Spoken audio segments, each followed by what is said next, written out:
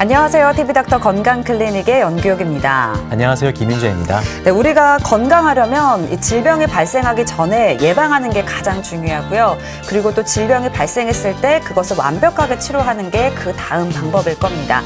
그런데 이 예방과 치료와 더불어서 한 가지 분야가 더 중요하게 여겨지고 있다고 하죠. 네, 바로 재활인데요.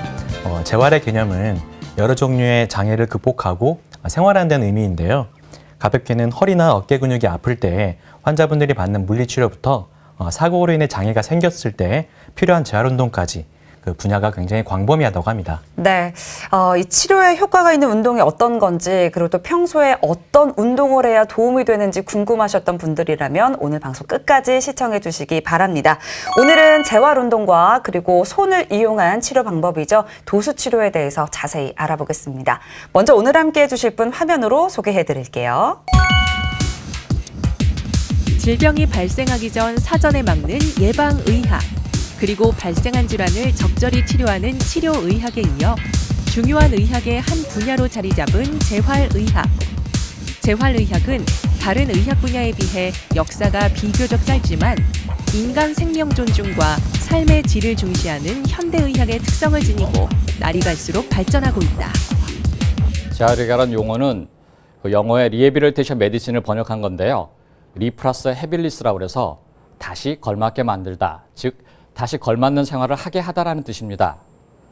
우리나라에서는 재활의학이라고 합니다만 일본에서는 갱생의학, 리하빌리의학으로 표현하고 있고 대만은 복건의학, 중국은 강복의학으로 표현하고 있습니다. 전체적인 부분에서는 질병이나 외상 또는 퇴행성 변화로 신체적 기능이나 심리사회적 기능이 떨어져서 스스로 독립적인 일상생활을 유지할 수 있는 능력이 감소됐을 때 그래도 환자에게 남아있는 신체적, 정신적 능력을 최대로 회복시키자 하는 것입니다. 재활치료는 질환의 합병증을 초기에 예방하고 질병이나 부상으로 장애를 가진 환자의 회복을 위해 실시한다. 손상받은 부위의 기능을 최대한으로 살리고 손상받지 않은 신체 부위를 강화시키는 것뿐만 아니라 잃어버린 기능을 되찾하도록 노력하며 각 증상을 해결하고 필요한 경우 약화된 기능을 보조하는 보조기를 착용하기도 한다. 때문에 대부분의 치료가 장기간에 걸쳐 이루어진다. 일부 환자는 수일 내에 원하는 재활치료 목표를 달성하기도 하지만 대부분은 최대 성과를 이룬 후에도 꾸준히 지속적인 재활치료를 하는 것이 기능의 유지와 관리에 도움이 된다고 합니다. 그리고 또한 지금 현재 장애가 있지만 굉장히 오랜 동안 재활치료를 하지 않은 환자라도 지금 당장 재활치료를 시작하시면 조금이라도 효과를 볼 수 있다고 합니다. 근육을 자극하고 찜질이나 전자파 등을 사용하는 물리치료부터 심리치료까지 재활의학의 분야는 한두 가지가 아니다. 또한 뇌졸중부터 관절 질환, 노인 질환, 암까지 적용되는 질환의 범위도 넓다. 이런 재활의학은 질환 치료 후 삶의 질을 높인다는 데서 그 의미가 크다. 재활의학과가 적용되는 분야는 상당히 광범위합니다. 중추신경계에서는 뇌졸중이라든가 외상성 뇌손상이라든가 치매, 파킨슨병, 척추 손상이나 척추 질환 등이 있고요. 근골격계에서는 요통이나 오십견, 퇴행성 관절염, 척추 측만증, 그리고 스포츠 손상 후의 재활도 재활의학과에서 맡아서 합니다. 또한 소아에서는 사경이라든지 뇌성마비 등이 있고요. 화상이나 동상에 대한 재활, 지체 절단의 이후 의지나 보조기 착용, 호흡기나 심장의 재활, 노인의 퇴행성 질환에 대한 재활, 그리고 암 환자 재활 등이 있습니다. 병원에서의 치료뿐만 아니라 환자 스스로 일상생활에서 얼마나 노력하는지가 치료의 성패를 좌우하는 재활의학. 오늘 TV닥터 건강클리닉에서는 재활의학과 전문의 이우홍 과장과 함께 재활운동과 도수치료에 대해 자세히 알아본다.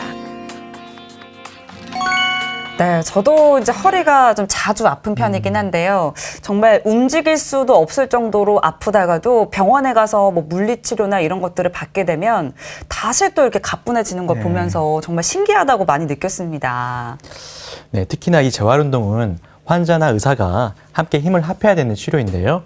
환자의 노력이 절대적으로 중요하기 때문에 치료가 끝나고 나면 환자분들이 느끼는 성취감이 굉장히 크다고 합니다. 네, 오늘은 재활운동에는 어떤 것들이 있는지 그리고 또 전문가의 도움이 필요한 이 도수치료는 어떻게 이루어지는지에 대해서 자세히 알아보도록 하겠습니다. 앞에 화면으로 소개해드렸던 이후원 과장 스튜디오에 함께하고 있습니다. 과장님 어서 오세요. 네, 안녕하십니까. 네, 반갑습니다. 우리가 이제 건강을 지키는 방법하면 이제 가장 먼저 빠지지 않고 등장하는 게 바로 운동입니다. 그런데 이제 뭐 운동이 건강을 지킬 수 있는 하나의 습관이지 이건 뭐 치료의 방법이다라고 생각하시는 분들은 드물 것 같거든요. 운동도 또 치료의 한 방법이 될 수 있다고요. 네, 그렇습니다. 그걸 이제 치료적 운동이라고 표현을 하는데요. 치료적 운동의 개념을 일단 학문적으로 해서 좀 어렵긴 합니다만 말씀을 드려보자면 네. 신체 신체 기능을 향상시키고 회복시키는 것을 목표로 하는 신체 활동의 체계적이고 계획된 수행이라고 합니다. 역시 말이 어렵습니다. 조금 좀 편하게 다시 풀어봐 드리면은 네. 질병이나 부상, 이런 손상 등에 의해서 여러 가지 신경, 근육, 관절계의 비정상적인 기능으로 이렇게 떨어지게 되는데 이때 구체적으로 목표를 설정합니다. 그래서 그 목표를 향해서 회복, 증진시키게 되고 또 특정 문제를 해결하도록 한 치료적 개념의 움직임이나 동작을 치료적 운동이라고 표현합니다. 네, 맞습니다. 운동이 시술이나 수술이 아니기 때문에 운동으로 치료가 된다는 것을 좀 의아하게 생각하시는 분들이 많을 텐데요. 운동이 어떤 과정을 거쳐서 치료가 되는 건가요? 치료적 운동의 원리로는 다음 슬라이드를 좀 보실까요? 운동은 신체에 스트레스로 작용을 하게 됩니다. 운동을 하게 되면 스트레스로 작용해서 거기에 대해서 사람 몸이 생리적 반응을 일으키게 되고 그 반응이 계속 반복을 돼서 쌓이게 됩니다. 그 다음에는 그 반복이 쌓이면서 이미 이제 적응을 하게 돼서 스트레스를 극복한 상태가 되는데 이때를 신체적으로는 이미 강화된 상태인 컨디셔닝 스테이트라고 표현을 하게 됩니다. 그런 다음에 신체 건강이나 체력을 회복하게 되는 이런 상황으로 바뀌게 됩니다. 뭐 단순히 못 움직이는 어떤 몸의 부분들을 움직이게 만들어준다 이게 아니라 그것 말고도 굉장히 많은 장점들이 있다면서요? 네, 그렇습니다. 이미 그 치료적 운동의 목표와 이제 장점들이 굉장히 많은데요. 치료적 운동 프로그램 궁극적인 목표는 이제 기초적인 것부터 복잡한 것까지 여러 신체 활동을 하는 동안 최적 수준의 통증이라든가 하는 이런 증상이 없는 움직임을 달성하는 겁니다. 기능은 관절의 가동 범위를 증가시키고 탄력성을 회복하는 것과 동시에 근육의 크기나 근력이나 지구력을 개선하게 되고요. 통증이나 부종을 감소시키고 균형 조절을 개선시키고 여러 가지 부상 예방에도 도움이 되고 장애를 예방하거나 치료적 해결을 하게 됩니다. 그래서 궁극적으로는 전체적으로 건강 상태에 신체 단련, 행복감 등을 최적화시키는 거라고 표현하고 있습니다. 어떤 근육을 움직이지 않고 힘을 주는 것만으로도 그 운동이 될 수 있다고요? 네, 그렇습니다. 근력 운동을 하는 데는 크게 세 가지로 나누게 됩니다. 그래서 등척성 운동, 등장성 운동, 등속 운동이라고 그러는데요. 그중에서 이제 등척성 운동을 보시면 다음 그림 보시죠. 근육은 수축하지만 길이 변화는 없습니다. 그래서 아령을 들고 버티는 거라고 생각을 하시면 되는데요. 분명히 힘은 들어가고 있습니다만 관절의 움직임은 없는 상태입니다. 그래서 근육의 길이 변화는 없지만 힘을 주고 있는 상태로 관절이 움직이지 않고요. 대부분 관절의 전범위 가동은 이제 전체적으로 움직이면 그 자체가 이제 해를 주는 경우가 있기 때문에 예를 들어서 부러졌다거나 이럴 때 이제 깁스를 하게 됩니다만 네. 그때 움직이지 않은 상태에서도 힘을 줘가지고 근육이 빠지거나 이런 거를 예방을 할 수 있게 되고요. 그리고 부종도 감소를 시킬 수도 있고 힘도 키울 수가 있고 하지만 이제 보통의 경우 세게 힘을 주거나 그러면 관절의 압력을 증가시키는 경향이 좀 있습니다. 네. 그래서 급성기 관절염 때는 좀 하지 않았으면 하는 운동이기도 합니다. 네. 그리고 또 이제 재활 운동 중에 좀 근육을 늘리는 운동도 굉장히 많지 않나요? 아까는 등척성 운동이라고 표현했는데요. 네. 등척성 운동은 이제 길이가 변하지 않는 건데 말씀하시는 것처럼 길이가 변하는 운동은 등장성 운동이라고 합니다. 그래서 다음 그림을 보시면 등장성 운동은 다시 두 개로 나누는데요. 근육의 길이는 바뀌지만 그 아령을 하나 들었다고 그랬을 때 근육이 견뎌내야 되는 장력은 늘 일정합니다. 그래서 근육이 짧아질 때는 관절이 오므리는 상태지요. 이때 구심성 운동이라고 그러고요. 그다음에 근육이 멀어지면서 길어지면서 아령을 밀어내는 상태라고 된다면은 천천히 버텨주는 이런 양상이 됩니다. 그때는 원심성 운동이라고 그래서 근육 길이는 길어지고 있는데 힘은 들어가 있는 이런 상태가 됩니다.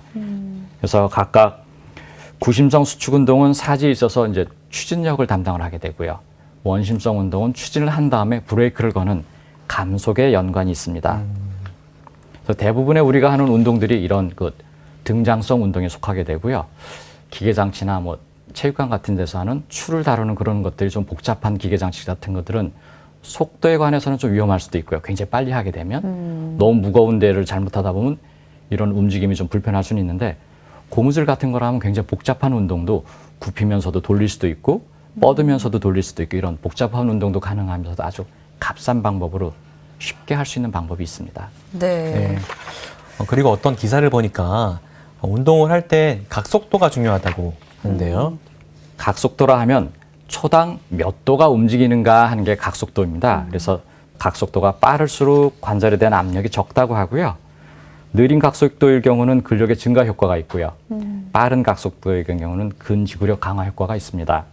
그리고 또 이제 어디가 아프냐에 따라서 그 운동이 좀 달라진다고 하는데 보통 이제 가장 통증을 많이 느끼는 부분이 허리가 아닐까 싶거든요. 그렇습니다. 이 허리 운동은 참 여러 가지 운동 방법이 있는데요. 그 전에 허리가 무엇이 허리를 아프게 하는가 하는 그 원인 질환을 잠깐 몇 개 좀 찾아보겠습니다. 네. 이거는 MRI 그림입니다. 허리에. 그래서 단면을 보게 된 그림인데 여기를 보시면 이게 신경 다발인데 굉장히 좁아져 있습니다. 그래서 척추 협착이라고 그러고요. 그다음에 여기는 추간판이 튀어나와가지고 신경이 나가는 길을 막고 있습니다. 그래서 아마도 추간판이 튀어나오면서 그 신경 조직을 누르면서 염증이 생겨서 이 환자분은 아무래도 땡기고 저린 느낌이 바닥까지 또는 발바닥까지도 땡겨지는 그런 디스크 증상을 나타내지 않을까 싶고요. 이 척추 협착의 경우에는 걸을 때 종아리가 터져 나간다는 느낌을 받는다든지 네. 아니면 서 있는 것보다는 앉아 있는 게 쉽다든지 몸을 앞으로 굽히면 조금 더 편해진다든지 이런 증상을 나타내는 척추 협착일 가능성이 굉장히 높은 상태입니다. 여기는 다시 옆으로 잘라놓은 그 단면인데요. 네. 뼈와 뼈 사이에 있는 이 디스크가 상당히 까만색으로 변해 있는 걸 볼 수 있습니다. 이걸 흔히 말하는 퇴행성 변화가 왔다라고 표현하는데요. 디스크 자체의 문제점 때문에 디스코제닉 페인이라고 해서 추간판성 통증을 느끼는 상태일 가능성이 굉장히 큰 상태입니다. 그다음에 요 뒤에는 윗뼈하고 아랫뼈 사이에 관절을 이루는 후관절이라고 표현하는데요. 여기가 좀 두터워져 있습니다. 그래서 후관절 쪽에 관절염의 상태일 가능성이 상당히 높습니다. 어떤 질환이냐에 따라서 통증을 느끼느냐를 잠깐 설명을 드렸고요. 이제부터는 그 허리 통증에 대한 운동 치료에 대해서 설명을 드리겠습니다. 네. 크게 세 가지로 나뉩니다. 앞으로 숙이는 운동인 윌리엄 굴곡 운동, 뒤로 젖히는 운동은 맥켄지 신전 운동, 그리고 한가운데를 운동시키는 코어 운동 이 세 개로 나눠지게 됩니다. 먼저 윌리엄 굴곡 운동은 1937년 댈러스의 정형외과 의사하셨다고 그럽니다. 그 윌리엄스에 의해서 개발이 된 운동이고요. 골반의 후방 경사 운동이라든가 무릎 구부려서 가슴에 대기라든가 윗몸 일으키기, 무릎 펴고 앉아서 허리 굽히기, 엎드려서 한 다리 뻗치기, 쪽으로 앉고 일어서기 등 총 6가지로 만들어져 있습니다. 이 운동의 장점은 다음 그림에서 보시면 앞으로 숙이는 운동이기 때문에 뒤에 공간이 넓어지게 됩니다. 그래서 아까 말씀드린 관절 부분, 후관절이라고 표현했던 이 부분이 넓어져서 이쪽에 문제가 있으셨던 연배가 좀 많으신 분들이 관절염이 있게 되는데 그런 분들은 압력이 떨어지니까 통증이 덜 느껴지시고요. 하지만 앞에서 눌리기 때문에 이 디스크가 뒤로 밀려나갈 수가 있습니다. 그래서 급성 디스크일 경우는 하지 말라 하는 운동이기도 합니다. 대부분은 척추 협착이나 후관절증에 적용을 하게 됩니다. 그래서 단기적 요통 치료와 장기적 재발 예방에 효과적이라고 합니다. 저도 응급실에서 진료하다 보면은 이제 허리가 아플 때가 있는데 이제 그럴 때는 허리를 쭉 잡고 뒤로 늘어뜨리면 굉장히 시원하더라고요. 제가 맥켄지 신전 운동을 하고 있었던 거죠. 그렇습니다. 앞에서 말씀드린 그 굴곡 운동은 굽히는 운동이었는데요. 네. 이 맥켄지 씨가 그 개발한 운동은 이제 뒤로 젖히는 운동입니다. 우선 엎드려서 몸을 붙이고 엎드린 자세였다가 두 번째, 세 번째 그림인 팔꿈치를 펴고 몸을 버텨주는 상태입니다. 그래서 완전히 피는 경우, 이 경우가 또 너무 힘들면 오범처럼 서서 뒤로 젖혀주는 운동을 하실 수도 있습니다. 역시 이 운동 방법도 장점이 있고 단점이 있는데요. 네. 다음 그림을 보시면 뒤로 젖혀주는 방법입니다. 그래서 장점으로는 뒤가 눌리기 때문에 앞으로 디스크가 밀려 들어갈 수 있습니다. 그래서 튀어나온 것도 이 운동을 가지고 디스크를 집어넣어 줄 수 있다라고 얘기를 할 수 있을 정도의 운동이기도 하고요. 네. 다음에는 반대로 후관절이 더 많이 닿습니다. 그래서 후관절에 문제가 있으신 분이라면 오히려 통증이 더 증가될 수도 있습니다. 그래서 금기종으로는 척추 전방전이증하고 후관절증이 있고요. 보통 추간판 탈취증, 또 아까 굴곡 운동을 했을 때 통증이 느껴지시는 분이라면 이 운동을 하시면 통증이 훨씬 더 좋아지는 경우가 있습니다. 네, 지금 설명해 주셨던 윌리엄 굴곡 운동 그리고 맥켄지 신전 운동 우리가 또 평소에도 그냥 무의식적으로 좀 했던 행동들인 것 같은데 평소에 해도 좋은 운동인 거죠. 네, 괜찮습니다. 하셔도 되는데요. 일단 기본적으로 크게 둘로 나누는데 네. 조금 건강하고 건강 상태가 좋고 젊은 분들은 신전 운동 쪽이 훨씬 더 효과적인 경우가 많고요. 연배가 있으시다든가 힘이 좀 없으시다든가 그런 분들은 굴곡 운동을 하시는 게 훨씬 좀 둘로 나뉘었을 때 효과가 좋다고 그러십니다. 아까 원인대로 뒤를 누르거나 앞을 누르는 이유 때문에 네. 그렇습니다. 보통 사람이라면 뭘 해도 큰 상관은 없습니다. 하셔도 괜찮습니다. 좋습니다. 그렇군요. 그러면 이제 지금 설명해 주셨던 굴곡 운동과 신전 운동 이 두 운동 중에 좀 어떤 운동이 더 효과적일까 궁금하기도 한데요. 좀 이렇게 선택해 주실 수 있을까요? 이것 때문에 아마 논문이 수백 편, 수천 편이 나온 게 사실인데요. 네. 과거부터. 그래서 지금까지 나온 이제 결론으로서는 둘 다 괜찮다. 그러나 둘 다 너무 과도하게 하면 안 좋다고요. 네. 그 중에서도 할 수 있다면 굴곡 운동보다는 신전 운동이 훨씬 더 효과적이다라고 되어 있습니다. 네, 그리고 이 운동은 이제 언젠가부터 굉장히 중요하게 여기는 바로 코어 운동이라고 하는 건데요. 저도 이제 필라테스를 해본 적이 있는데, 네. 네, 거기서 이제 필라테스에서는 코어 운동을 굉장히 중요시 여기더라고요. 그렇군요. 거의 1시간에 40분 정도로 코어 운동만 와. 네, 하던데요. 코어 운동이라는 게 어떤 걸 말하는 건가요? 우선 과연 코어가 뭐냐부터 말씀을 드리는 게 우선 가장 먼저일 것 같은데요. 네. 코어라고 하면은 애플 코어를 생각하시면 사과를 다 먹고 남은 심, 이렇게 한가운데 심인데 동그란 구의 의미보다는 원기둥의 의미로 생각하시는 게 훨씬 더 이해가 좋으십니다. 그래서 코어라 하면 중심이지만 여기서는 몸의 중심을 얘기를 하고 있고 우리 몸의 운동에서 움직임이 시작되는 첫 움직임이 시작되는 곳이라고 생각하시면 됩니다. 네. 그래서 NASM이라고 해서 미국의 스포츠의학회의 정의를 보시면 다음 그림을 보시죠. 코어 근육이라는 것은 요추하고 그다음에 골반하고 엉덩이를 서로 연결한 근육을 합해서 코어 근육이라고 표현을 하고 있습니다. 네. 그래서 이 세 군데의 코어 근육들이 서로 연결이 돼가지고 척추의 분절이라서 한 마디 마디를 안정화를 시키고요. 자기 마음대로 움직이지 않게 그 안정화를 통해서 중심이 잘 잡히니까 팔다리로 힘을 더 잘 전달을 할 수 있거든요. 그래서 운동선수 같은 경우는 그 힘을 잘 전달을 해야 경기력이 더 좋아질 테니까 그래서 중심의 코어 근육이 활성화돼서 제대로 잘 중심을 잡아주는 것이 힘을 전달을 잘해서 경기력도 좋아진다. 이런 양상으로 되어 있습니다. 다음을 보시면 코어는 또다시 크게 내부 코어하고 외부 코어로 나오는데요. 내부 코어입니다. 뼈마디가 많고 근육이 있고 이런 식으로 되어 있는데요. 척추에 직접적으로 붙어서 척추 분절관의 과도한 압박이나 회전력을 제한하게 됩니다. 그래서 각 분절의 안정화 역할을 하게 되고요. 고유 감각이나 자세 조절에 도움을 주게 됩니다. 외부 코어는 척추에 직접적으로 붙어 있지는 않지만 겉에서 감싸가지고 몸통의 안정성을 만들어 납니다. 그래서 골반하고 척추를 연결해서 안정성을 부여하게 됩니다. 그래서 다음을 보시면 내부 코어하고 외부 코어 근육의 서로 연관성이 굉장히 중요한데요. 일단 내부 코어가 먼저 활성화된 다음에 외부 코어가 움직여야 됩니다. 그런데 여러 가지 원인으로 해서 내부 코어가 먼저 움직이지 않고 외부 코어가 먼저 움직여버리게 되면은 그 중간 공백기를 다른 구조물들이 메꿔야 되는 보상작용이 일어나게 되는데 연쇄적인 보상작용으로 악순환에 빠지게 되고 결국은 이제 통증이 유발되는 이런 양상에 빠지게 됩니다. 네, 그렇군요.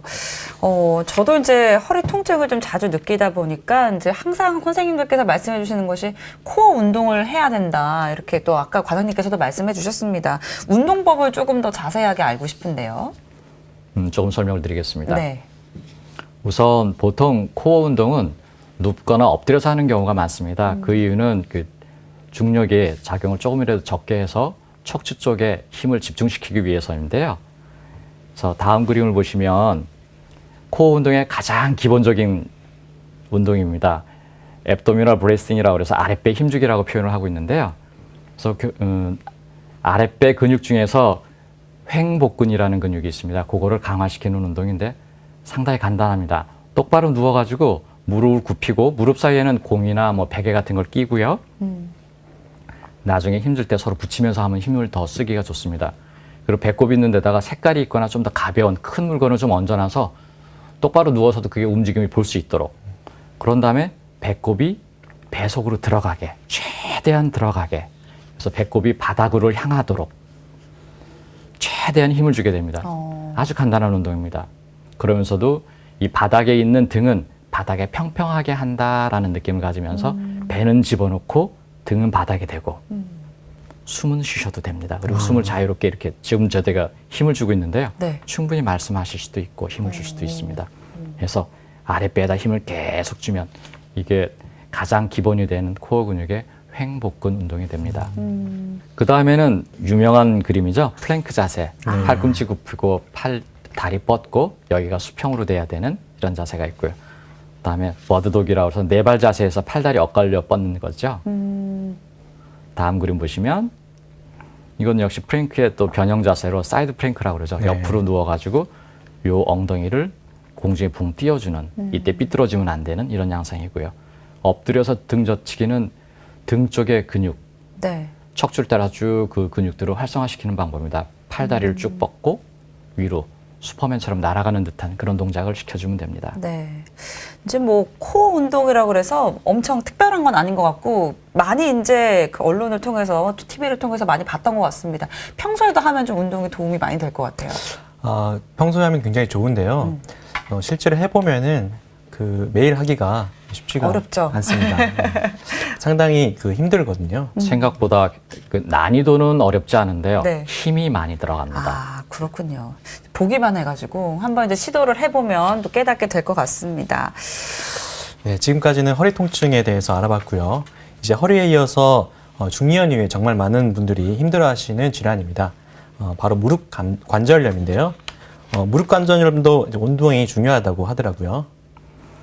그렇습니다. 무릎 관절염의 치료는 되게 기본적으로 관절염만 가지고 치료해서는 안 되고요. 관절에 부담을 덜 줘야 되기 때문에 체중 감량하고 꼭 같이 생각을 해야 되는 운동이 필요합니다. 그래서 다음 화면을 보시면 무릎 관절염에 대한 그 사진에 대한 그림입니다. 기본적으로 이게 정상적인 관절인데 보시면 굉장히 좁아져 있습니다. 네. 이미 연골이 많이 소실됐고요. 이쪽에 보시면 골국도 생겨 있고 많이 좁아져 가지고 조금만 움직여도 상당한 통증을 일으킬 거라고 생각되는 관절입니다. 그래서 이런 관절을 운동을 하려면 일단은 가벼운 상태에서 하셔야 됩니다. 무거운 상태에서 하시면 얻는 것보다 잃는 게 많을 수도 있기 때문에 그래서 일단 감량을 꼭 염두에 두셔서 시작을 하셔야 되고 네. 그다음에 지금 현재 그럼 체중이 많이 나가는데 운동은 해야 되겠고 어떻게 하겠느냐. 제일 좋은 건 물속에서 하시는 방법입니다. 아, 수영 같은 거. 네. 아. 물속에서 하시면 물의 부력이 체중을 조금 줄여줍니다. 그래서 많이 눌리질 않다 보니까 운동을 하는데 훨씬 좋습니다. 요즘 많이 나오는 아쿠아로빅이라고 네. 하고요. 그다음에 수영도 상당히 좋고요. 그다음에 걷는 것도 괜찮습니다만 아스팔트 걷는 것보다는 아무래도 잔디밭이나 또는 흙길이 더 낫고요. 네. 신발도 상당히 중요한 역할을 합니다. 다음에는 고정식 자전거도 좋은 운동입니다. 근데 이 운동을 하다 보면 분명히 좀 무리를 했다 싶게 붓기도 하고 아프기도 할 수도 있거든요. 네. 그러면 일단 양을 줄이셔야 됩니다. 강도도 줄이시고 양도 줄이시고 그리고 얼음찜들이 또 효과적이기도 하고요. 그다음에는 약을 싫다고 하지 마시고 진통제도 또 도움이 되십니다. 그렇게 해서라도 운동을 하셔야지 아프고 힘들어서 운동을 안 하시겠다 하시면 자꾸 악순환에 빠지셔가지고 나중 되면 걷잡을 수 없게 나빠지시게 됩니다. 그런 경우는 수술을 하시더라도 수술은 잘 됐는데 다리 힘이 너무 없거나 주위 조직들의 문제가 많아서 수술만 잘 되고 못 걷는 일도 생기실 수도 있습니다. 아, 요새 공원 가면 네. 뒤로 걸으시는 분들 많으시잖아요. 맞아요. 뒤로 걷는 거는 어떤가요? 관절 자체에 부담을 준다 안 준다라거나 많이 준다 적게 준다라기보다는 평소에 잘 안 쓰는 근육들을 많이 쓰시게 됩니다. 뒤로 걷게 되면. 그래서 앞으로 걸을 때 추진하는 근육과 네. 뒤로 들을 때 추진하는 근육이 다릅니다. 네. 아까 등장성 운동에서 구심성, 원심성을 설명을 드렸는데 앞으로 걸을 때의 구심성, 원심성 근육이 뒤로 걸을 때는 입장이 반대로 되게 됩니다. 그렇겠네요. 그래서 그런 역할들이 좀 달라지기 때문에 평소에 트레이닝하는 방법하고 달라서 또 그런 특징들이 있습니다. 네. 안전한 장소에서만 하시면 될 것 같다라는 생각이 네. 들고요. 그리고 또 이제 관절염이 심한 분들은 또 오히려 이런 운동들이 악영향을 미칠 것 같은데 어떤가요? 그렇습니다. 조금 전에 설명드렸던 것처럼 체중이 많이 나가신 분들 또 문제가 되는데요. 운동을 해서 얻는 게 있어야 되는데 네. 잃는 게 많으시면 안 되잖아요. 그래서 그렇죠. 잃는 게 많아질 수 있는 그런 자세나 운동들이 등산이 생각보다 큰 문제가 많고요. 이미 이제 관절염 있으신 분들에 대한 얘기입니다. 네. 그리고 계단을 오르락내리락 하는 것도 안 좋으시고요. 그래서 아까 말씀드렸던 건 평지 걷기라고 말씀을 드렸습니다. 계단이나 비탈길을 걷는 게 아니라 네. 그다음에 뛰어다니는 운동 중에서 줄넘기라든지 무거운 거를 든다든지 이런 운동은 생각보다 관절의 부담을 좀 크게 할 수 있습니다. 그래서 안 하시는 게 삼가하시는 게 더 좋으실 거라고 생각을 합니다. 네. 네, 다음은 어깨에 발생한 질환인 회전근개와 충돌 증후군의 치료를 위한 운동입니다. 어깨가 굉장히 크게 움직이는 관절이잖아요. 그래서 운동이 굉장히 중요하다고 들었습니다. 그렇습니다. 어깨 관절은 그 가동성을 위해서 안정성을 희생한 대표적인 관절이라고 그러는데요. 엉덩이 관절하고는 틀려서 어깨는 서 있는 직립했을 때 많은 부분을 닿아야 됩니다. 몸 위쪽으로. 그러다 보니까 가동성을 좋게 하기 위해서 상대적으로 안정성을 떨어뜨린 관절입니다. 우선 화면을 잠깐 보시면 가동성을 위해서 한쪽 손으로는 의자를 잡고요. 한쪽 손으로는 운동을 하는 그림입니다. 그래서 이 원 운동을 하는데 가능한 한 넓게 해주실수록 좋고요. 시계 방향으로도 돌리다가 반시계 방향으로 돌리다 약 20회 정도 해주시면 그 가동 범위를 좀 유지할 수 있다고 그러고요. 다음 운동으로는 어깨 으쓱 운동이라고 흔히 얘기하는데 네. 어깨를 위로 뒤로 젖히는 방법입니다. 그래서 위로 들고 뒤로 젖히면서 한가운데의 그 견갑골 사이를 좁힌다라는 느낌입니다. 그러면 이쪽으로 이렇게 넓어져 있는 게 이렇게 좁아져 보이는 이런 식의 운동이 됩니다. 그래서 어깨를 앞뒤로 네. 아마 우두둑 소리도 날 수도 있을 것 같습니다. 네. 이렇게 한번 해보니까 진짜 안 쓰던 자세라서 그런지 힘이 좀 들어가는 네. 것 같습니다. 뭐 이런 관절의 움직임도 중요할 것 같은데요. 또 유연성을 키우는 것도 필요하다고요. 그렇습니다. 그 유연성 운동은 흔히 말하는 스트레칭 운동이라고 그러는데요. 다음 그림 한번 봐주시죠. 어깨의 전방 근육에 대한 스트레칭 하는 방법이고요. 이쪽은 후방 근육에 대한 스트레칭이라고 합니다. 스트레칭이라 하면 늘어주는 운동인데 같이 움직여서는 늘어나질 않습니다. 그래서 한쪽을 고정시킨 상태로 왼쪽을 벽에다 대고 고정시킨 상태로 한쪽을 당기면은 이쪽 소흉근하고 대흉근이 늘어나는 으로 되어 있고요. 이쪽 후방 삼각근을 스트레칭하는 방법은 그냥 편하게 들어 올려서 가로로 넘는 다음에 다른 쪽으로 당겨주시면 이런 자세가 됩니다. 어렵진 않습니다. 네. 노인들의 낙상이 매우 큰 건강상의 문제를 일으키고 이제 심하면 사망까지 이른다고 하는데요. 그 응급실에도 하루에 한두 분은 꼭 그 침대에서 떨어져서 네. 다쳐서 오시는 그 할머니, 할아버지 분들이 꼭 계시는데요. 이런 경우는 거의 뼈가 약하시다 보니까 대부분 고관절에 골절을 동반하거든요. 이런 그 낙상을 예방할 수 있는 운동법이 있을까요?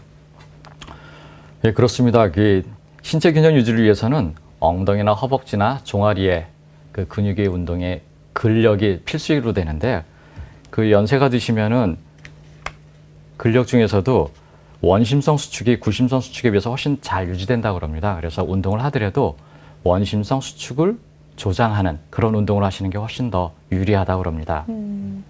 그래서 다음 그림 한번 봐주시겠습니까? 네. 노인 근육 운동 중에서의 그 원심성 운동입니다. 들었다가 내리지요. 들었다 내릴 때 버티면서 내려지기 때문에 근육의 아까 말씀드렸던 등장성 운동 중에서도 길이가 늘어나면서 버텨주면서 허벅지의 앞쪽과 엉덩이 근육에 대한 운동입니다.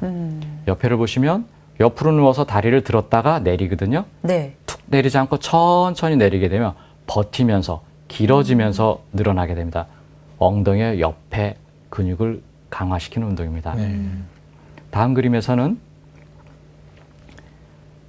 다리를 들었다 내리죠. 역시 내릴 때 천천히 내리면 이쪽 허벅지의 뒤쪽 근육이 강화되는 운동인데요. 여기서는 의자를 두 손으로 잡고 있는데 두 손으로 잡았다가 한 손으로 잡았다가 손끝만 댔다가 손을 다 뗐다가 하는 식으로 난이도를 조금씩 올려서 할 수 있습니다. 다음은 뒤꿈치 들기인데요. 뒤꿈치도 들었다 내리면 이 종아리 근육의 강화 운동이 됩니다. 역시 두 손, 한 손, 손끝 다 띄기 해서 난이도를 높일 수 있는 방법입니다. 네. 보통 근데 이런 스트레칭이나 뭐 운동을 배우러 가면 뭐 몇 회, 몇 세트 반복하세요. 이렇게 말씀을 많이 해주시는데 이렇게 횟수와 동작을 정확하게 유지하는 게 중요한 건가요? 상당히 중요합니다. 왜 그러냐면 약을 먹더라도 약의 정량이라는 게 있거든요. 그렇죠. 운동에도 최소한의 그 근육의 힘을 키우기 위해서는 얼마만큼의 힘을 줘야 된다는 양이 필요합니다. 네. 그래서 쬐꼼하고 다 했다 하시면 효과가 적으시고요. 네. 충분히 해주시는 게 좋습니다. 네. 이번에는 그 도수 치료에 대해서 알아보겠습니다. 도수 치료가 그 전문가의 손을 이용한 치료가 맞는 거죠? 네, 그렇습니다. 도수 치료란 이제 다음 화면에서 보시는 것처럼 치료자가 손을 이용해서 환자의 근골격계의 균형을 잡아줘서 적절한 신체 역학하고 관절 가동력을 유지하고 최대한 기능 향상을 위해서 실시하는 행위입니다. 도수 치료의 방법으로서는 조작술이나 가동술이나 치료적 마사지 등이 있습니다. 네. 이렇게 뭐 종류가 나눠져 있습니다. 먼저 조작술에 대해서 좀 알아볼까요? 어떤 방법일까요? 조작술이라 하면 영어로 이제 매니플레이션을 한글로 번역하다 보니까 조작술이 됐는데요. 이 화면에서 보시는 것처럼 아주 빠른 회전력이 필요합니다. 네. 전단력이나 또는 땡기는 힘 같은 거를 관절에다 적용을 해서 들어보셨겠습니다만 아마 우두둑하는 이런 소리가 들리기도 하는 그 치료가 바로 조작술입니다. 그래서 분절에 움직이는 범위를 늘려주고 근육 경축이나 관절 통증을 줄이기도 합니다. 그리고 골격근을 활성화시키곤 합니다. 네. 다음은 가동술인데요. 그 조작술하고는 어떻게 다른가요? 가동술은 모빌라이제이션을 번역한 말인데요. 역시 다음 화면에서 보시는 것처럼 이제 움직임이 아주 천천히 움직이고요. 생체 역학적인 탄성을 개선하려는 좀 더 통제적인 과정입니다. 관절이나 연부 조직 스트레칭 정도에 적용이 되고 있습니다. 네. 근데 그냥 제가 사실 볼 때는 두 방법이 그냥 비슷하게 보이거든요. 좀 효과가 다른 거겠죠? 네, 다릅니다. 이제 비교를 좀 해봐드리자면 네. 조작술은 이제 대개 하나만 적용을 하게 되는 조작술 하나만 적용하게 되는 단일 적용을 하게 되고요. 강한 힘을 짧은 시간 내에 빠르게 적용을 시킵니다. 그래서 조금밖에 움직임이 적은 저가동성 관절에 가역적인 그런 운동을 시켜주게 되고요. 가동술이라 하면 이제 그거만 할 수도 있고 여러 개랑 합쳐서 할 수도 있는데요. 네. 약한 힘을 다양한 시간에 다양한 속도로 적용하게 됩니다. 그래서 이게 늘어나지 않는 조직을 수동적으로 늘어나게 하는데 역할을 하게 됩니다. 네. 다음은 치료적 마사지인데요. 우리가 이제 근육이 많이 아플 때 네. 경락이나 마사지를 그쵸. 받잖아요. 요새는 또 이제 여행 많이 다니시니까 태국 같은 데 가면 이제 태국 마사지 꼭 받고 오죠. 네, 네. 필수 코스인데요. 이런 것과는 좀 다른가요? 우선 마사지의 그 국제적인 분류를 보면 네. 서양에서 발달한 마사지가 있고요. 동양에서 발달한 마사지가 있습니다. 그래서 결국은 이렇게 저렇게 하다 보면 서로의 어떤 술기나 이런 것들은 비슷해져 되는데 치료적 마사지는 경찰법이라 해서 가볍게 그 마찰이 된다 이런 느낌입니다. 그래서 피부를 문지르는 동작으로 손가락 끝으로 부드러운 부분과 손바닥을 사용해서 느리고 규칙적으로 가볍게 피부를 쓸어주는 동작이고요.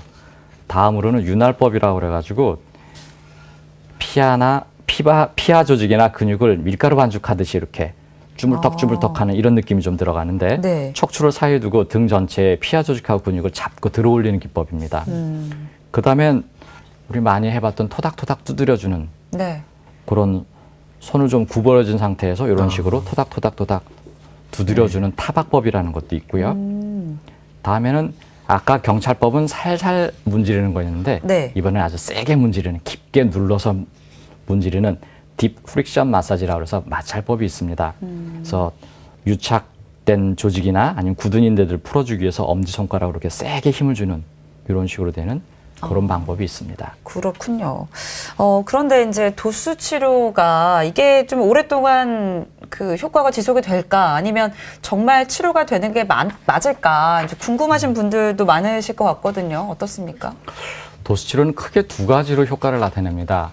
첫 번째 그 기계적인 효과로서는 지금 현재 손을 대서 움직여주는 병변 주위에 직접적으로 어떤 그 병변 내부의 기계적인 스트레스를 줄여주는 방법으로 효과가 나타나는 게 있고요.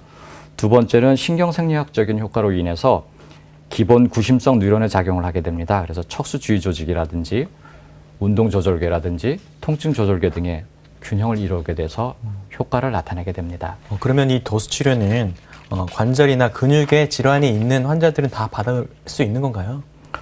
이 적응증이 상당히 넓은 편입니다만 다는 아닙니다. 설명을 좀 드리자면 허리나 경부의 통증, 척추 측만증, 상하지 통증이나 관절 부위 수술 후 회복이나 스포츠 손상 등입니다. 네. 그리고 또 반대로 도수 치료를 받으면 안 되는 경우도 있을 것 같아요. 그렇습니다. 일단 손으로 만져서 힘이 들어가는 이런 치료이기 때문에 네. 예를 들어서 뼈가 너무 약하시다면 안 되겠죠. 그래서 뼈에 골연화증, 골다공증이 있는 경우는 좀 안 되고요. 그다음에 인대가 선천적으로 많이 늘어나 있는 경우가 있습니다. 그런 경우도 좀 어렵고 관절의 불안전성이라든가 아니면 감염, 염증, 출혈 소견이 있다거나 척추의 종양이나 척수병증 같은 경우에 있는 경우는 금기증으로 되어 있습니다. 그렇군요. 그러면 이렇게 재활이 좀 필요해서 재활의학과에 찾아가게 되면 어떤 과정을 통해서 치료가 이루어지는지도 궁금합니다. 일단 재활학과에 접수를 하십니다. 그러면은 진단하고 검사를 하시게 되고요. 그 이후에 치료사 상담을 하시게 되고 측정이나 평가를 한 다음에 과연 도수 치료를 하게 될지 재활운동 치료를 하게 될지 결정을 해서 그렇게 하게 되고요. 그 다음에 집에 가서도 병원에서만 해서 가지고는 효과가 적기 때문에 집에서도 운동을 하실 수 있도록 재가 운동 교육을 하게 됩니다. 네. 그 환자들이 재활 치료를 받으러 이제 재활의학과에 가시면 여러 가지 검사 장비와 치료 장비를 이제 사용하게 되는데요. 이에 대한 궁금증도 몇 가지 이제 풀어보겠습니다. 운동 치료의 가장 기준이 되는 그런 기기가 있다고요. 네, 그렇습니다. 아까 운동 방법에서 말씀드렸던 등속성 운동에 대한 검사 치료를 맡고 있는 그 등속성 운동 치료기인데요. 굉장히 좀 거창하게 생겼고 장소도 많이 차지하고 네. 그 비용도 상당히 비쌉니다. 그렇군요. 우선 전체적인 내용을 보면 근력이나 근지구력, 운동 범위를 가장 안전하고 객관적으로 검사할 수 있고 진단할 수 있습니다. 등속성 운동의 장단점을 보면 약한 근육만 따로 운동시킬 수가 있습니다. 그리고 전체 운동 범위에서 최대 저항으로 운동시킬 수 있고요. 다음에 이게 등속성이라고 해서 속도를 이용해서 하는 거기 때문에 예를 들어서 투수들이 아령이나 덤벨만 가지고 운동하면 속도가 안 나잖아요. 네. 그래서 이거는 속도를 빠르게 하는 그 속도에 관한 시뮬레이션을 할 수 있는 그런 장비입니다. 단점은 기계 장치가 좀 복잡하기도 하고 비싸기도 하고 공간도 많이 차지하고 그러다 보니까 환자가 아무 때나 하고 싶을 때 할 수 있는 그런 상황은 좀 아닙니다. 네. 그렇군요. 그리고 또 이제 운동을 하려면 몸의 균형도 굉장히 중요할 것 같습니다. 이걸 평가하는 방법도 있다고요? 그렇습니다. 우리가 흔히 할 때 이학적 검사에서 환자가 균형을 잘 잡고 있느라 할 때 세워놓고 슬쩍 밀어보거든요. 네. 밀리지 않고 그 균형을 잘 잡으면 좋은 거고요. 네. 쓰러질 것처럼 이렇게 휘청휘청거리면 이제 안 좋은 겁니다라고 이제 표현하는데 그런 방법처럼 다음 그림을 한번 보시죠. 이게 발판이 움직입니다. 그리고 눈으로는 화면을 보고요. 네. 화면에서 움직이는 대로 발판을 조절해서 움직일 수도 있고요. 거꾸로 눈으로 보면서 발판을 조절할 수도 있습니다. 그래서 균형을 유지하는 그런 방법이고요. 우선 노인의 낙상 위험도를 측정할 수 있습니다. 낙상 위험도가 높으신 분들은 그대로 한가운데 유지를 못하겠죠. 굉장히 많이 흔들립니다. 그렇죠. 넘어지실 수도 있고 그다음에 파킨슨병도 역시 그렇고 그다음에 수술 후에 그 인공관절을 하게 되면은 느낌이 전혀 다르다고 그럽니다. 그래서 저희가 왜 치과 치료만 해도 아주 약간의 치료만 했는데도 내 이빨 아닌 느낌이 드시잖아요. 맞아요. 네. 하물며 관절을 다른 인공관절로 바꾸면 네. 그 고유 수용 감각이 전혀 끊어져 있기 때문에 그렇겠네요. 상당히 느낌이 다르다고 그럽니다. 균형 잡기가 어렵다고 그러십니다. 그래서 그런 훈련을 하실 수 있습니다. 또한 운동선수들이 이제 체중 이동이라고 흔히 얘기하는 그런 중심을 바꾸는 그런 연습도 가능한 그런 기계입니다. 네. 네, 그리고 재활 치료를 받으러 가면 천장에 매달린 줄을 그 사용해서 운동하는 경우도 있거든요. 근데 이건 이제 환자분들이 무서워하는 경우가 있습니다. 어떤가요? 현수장치라고 그러는데요. 한번 그림을 한번 보시겠습니다. 그림이 줄들이 많은데요. 요가 하나당 팔다리 하나씩 묶어놓고 공중에 붕 띄워놓게 됩니다. 그래가지고 무중력을 이용해서 운동을 치료하는 건데 실제로 해보시면 네. 무섭다기보다는 오히려 재밌다고 재밌었어. 그러시는 분들도 계십니다. 그래서 이제 좌우의 차이를 좀 치료를 할 수도 있고요. 비대칭을 교정을 할 수 있습니다. 그래서 뇌경색 이후에 균형 회복 훈련에도 이용되고 상하지를 따로따로 운동도 할 수 있습니다. 그렇군요. 그리고 또 이제 운동을 할 때 이제 혼자의 힘만으로는 운동을 하실 수 없는 분들도 오실 텐데 이럴 때 좀 보조해주는 기구들도 있다고요. 그렇습니다. 일단 이런 기구들이 그런데 이렇게 휠체어를 타고 계십니다. 네. 이 그림을 보면 앉았다가 섰다가 앉았다가 다시 서는 이런 걸로 합니다. 그래서 원심성, 부심성 수축을 통해 가지고 보행장애 시 단계별로 근력을 훈련하는 걸 보조해주는 그런 방법입니다. 당연히 휠체어나 워커에서 접근이 쉬운 방법이고요. 그리고 또 그 다음을 보면 이 경우는 멜빵이 좀 달려 있죠. 네. 그래서 넘어지고 싶어도 넘어질 수가 없습니다. 안전하지요. 네. 그래서 이거는 전에는 리프트라고 그래서 묶어가지고 기중기차로 이렇게 들어 올리는 그런 게 있었는데 이제는 이게 자동으로 쑥 일어나지게 됩니다. 그래서 조금 더 걷는 보행 훈련을 할 때 쉽게 된 그런 기계 장치입니다. 그렇군요.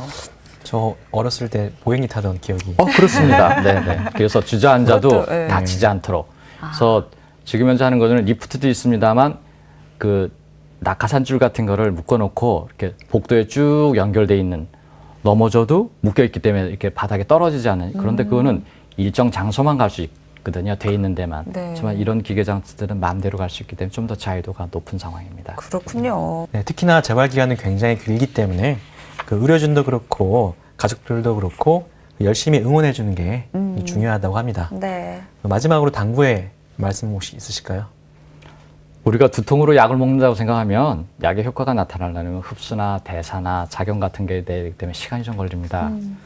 이 재활운동 치료도 하자마자 바로 효과가 나타나지는 않습니다. 그래서 근력을 키운다든가 이런 과정이 꼭 필요하기 때문에 시간이 걸리는데 그거를 좀 못 견디시고 빨리빨리 되셨으면 하는 분들이 계십니다. 네. 그래서 당부 말씀은 이 정확한 진단 가지고 올바른 방법 하에 제대로 된 운동 치료를 꾸준히 받으신다면 효과를 보실 수 있습니다. 조금 기다리시면서 열심히 해주시면 어떨까 싶습니다. 네.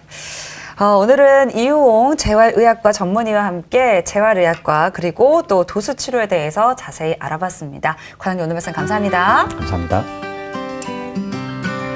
네, 어떤 재활의학과 전문의가 이런 말을 했다고 합니다. 재활은 환자와 의사 그리고 그 가족이 함께 건너야 할 크고 넓은 바다다라는 말을 했다고 하는데요. 그만큼 이 주변의 응원과 또 격려가 필요하다는 얘기겠죠. 네, 맞습니다. 재활은 환자의 의지가 가장 중요합니다. 아무리 좋은 운동 방법이라도 환자가 따라와 주지 않는다면 소용없기 때문인데요. 회복될 수 있다는 의지를 가지고 끝까지 노력한다면 다시 건강을 되찾을 수 있다는 것 꼭 기억하셔야겠습니다. 네, TV닥터 건강클리닉 오늘은 여기까지입니다. 저희는 다음 주 이 시간에 다시 찾아올게요. 고맙습니다.